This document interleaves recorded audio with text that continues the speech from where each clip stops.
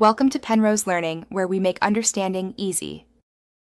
In this video, I will show you how to make grilled lobster. Start with the freshest lobsters, ideally 1.5 to 2 pounds each, ensuring they are lively. Carefully split each lobster lengthwise from head to tail, then remove the dark tomoli and the small sac near the head.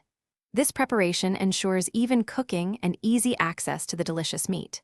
Now, brush the exposed lobster meat with a generous amount of olive oil or melted butter, and season it well with salt and pepper. Now, let's get grilling. Preheat your grill to a medium-high heat, aiming for about 400 degrees Fahrenheit. Place the lobster halves meat side down directly onto the hot grates. Grill them for approximately 5 minutes to get a beautiful sear and smoky flavor.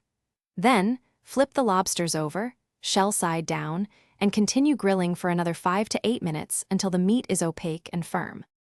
Knowing when your lobster is perfectly cooked is key. The meat should transform from translucent to an opaque white and feel firm to the touch. You can also use a meat thermometer. It should register 140 degrees Fahrenheit in the thickest part of the tail. For an extra touch of indulgence, baste the lobster with more melted butter during the final few minutes of grilling. Your perfectly grilled lobster is ready to be enjoyed. Serve it immediately with fresh lemon wedges, which add a wonderful bright acidity that complements the rich flavor. Don't forget to offer a small bowl of extra melted butter for dipping, perhaps infused with a touch of garlic or fresh herbs. Simple sides like grilled corn on the cob or a crisp green salad complete this luxurious meal beautifully.